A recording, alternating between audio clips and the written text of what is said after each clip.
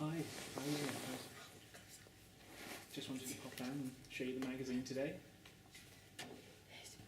It's the Carmarthen Council on page 46, 47. We've got English on page 46, Welsh on 47. Obviously the policies here that everything must be bilingual. What do you think of the advert? It looks fantastic. It's really bright and colourful. And thank you for preparing the design work for us. It works really well for us in both Welsh and in English. And it's important for our customers across the whole county to be able to look at the information. I don't know about you deaf people out there, but obviously have you seen these orange badges?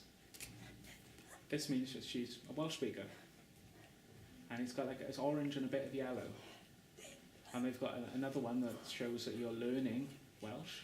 So I mean, if you go in the bank, you can instantly spot people who speak Welsh, don't they? That's a good idea. So do you be brought up a Welsh speaker? Yes, I'm a first language Welsh speaker, and I use Welsh at home on a daily basis, and with my family and friends, and also here in work. I work usually through the medium of Welsh. So I can appreciate that language is very, very important, and the British Sign Language is of course very, very important to us here as a local authority as well. That's right, yeah. It's the same, isn't it, though? It's a language, and it's interesting the parallels. That I'm sure the experiences of like the oppression of language and things. Did you go to a Welsh school? Yes, I went to a Welsh medium primary school and a Welsh medium secondary school, and studied through the medium of Welsh at university as well. So there are plenty of opportunities to use the Welsh language. And here in Carmarthenshire, of course, it's very, very important because we do have a very high number of Welsh speakers in our communities. Well done.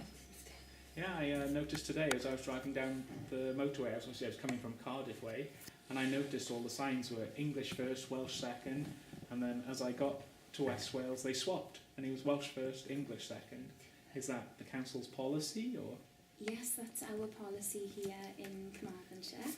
And if you were to travel across the west coast as well, you'd see that the Welsh would come first and then English. It's just to make sure that the Welsh is visible and that people know that they're able to use both languages when they're here in Carmarthenshire. Yeah, I only noticed it today.